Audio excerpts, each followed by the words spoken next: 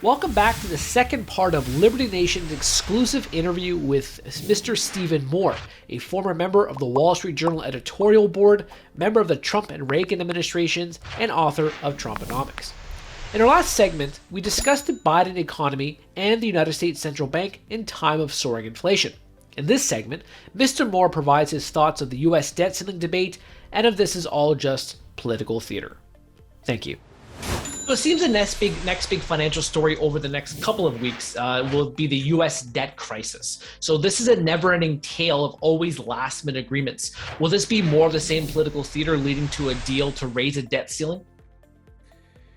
Well, first of all, the amount of debt spending that has emerged from the Biden administration is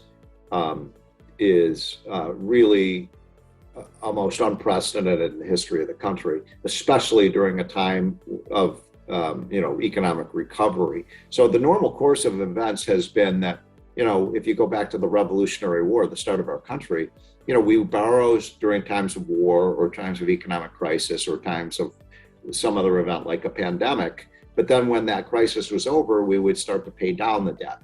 What is unprecedented, what Biden is doing is he's calling for a massive, massive increase in debt spending, even though the crisis of COVID is, for the most part over. Mm-hmm. And so this is a time we should actually be reducing the debt, not massively increasing it. Now, all of this talk about, oh my gosh, if we have to raise the debt ceiling, I have two thoughts about that. Number one, and I've lived through these battles for 35 years, when you had a Republican president or a Democratic president, Republican Congress, Democratic every various combination. My thought about this is twofold. First, if we're going to raise the debt ceiling, it's like going to a bank and you say, hey, I need an extension on my credit card, or I need a new loan because I've got financial trouble. The first thing the bank is going to ask you is, what's your debt retirement plan? Okay, maybe we'll make this loan to you, but what's the plan to get good on sound financial footing? There's no plan. There's no plan here. It's just give us just give us a debt extension. We're just going to keep doing what we're doing. No, the American people should say, hell no, we're not going to allow you to do that. You come up with a plan to control your spending, just like a bank would ask a family or an individual, and then maybe we'll provide extension on your credit card. So the Democrats are indignant about that. They just feel like, oh, we just keep borrowing and spending, and show me anywhere in the world where that story is at a happy ending. I mean, I look at Venezuela, Argentina, I look at Mexico, Bolivia, Zimbabwe, Greece. The countries that get in debt crises, go through gut-wrenching, days of reckoning from this. And so that's number one. If we're going to raise the debt ceiling, we should put in place mandatory reductions in government spending to deal with the debt. We did that with Gramm-Rudman back in the 1980s. We did that with the Budget Control Act, which worked pretty well when Obama was president. He wanted to raise the debt ceiling.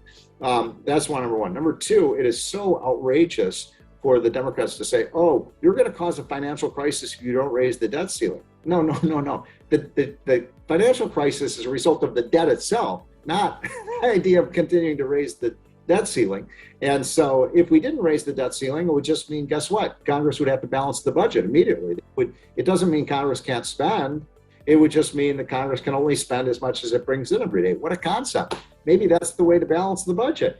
So I just find the whole narrative of this to be ridiculous. Republicans should never cave in on this. Democrats own the debt. They're the ones who want $6-7 trillion increase in debt. If they want it without a single Republican vote, then they're going to have to provide every single vote to raise the debt ceiling. And then we're going to use that vote against them to replace them with people who are fiscally sane. And by the way, I'm not here to say Republicans are fiscal saints by any means. Republicans oftentimes are as bad as Democrats. But in this current state of affairs. It's the Democrats who want to raise debt by $6 to $7 trillion. They passed a $2 trillion debt bill at the beginning of the year without a single Republican vote. They got some Republican votes, but not many for their quote bipartisan $1 trillion infrastructure bill. Now they want another $3 to $4 trillion without a single Republican vote. And yet then they want the Republicans to enable all this spending by raising the debt ceiling. And I say absolutely not. The most fiscally irresponsible thing to do would be to raise the debt ceiling without some kind of measures to bring the debt down.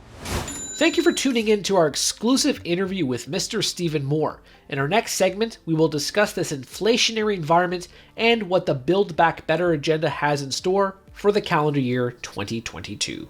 Thank you. Who are we? We are Americans that believe in liberty. We are a project of the nonprofit One Generation Away. We are patriots who apply the founding principles to the issues of today. And they keep moving the goalposts on us. We are educators and commentators who love America and the Constitution. Who are we? We are Liberty Nation.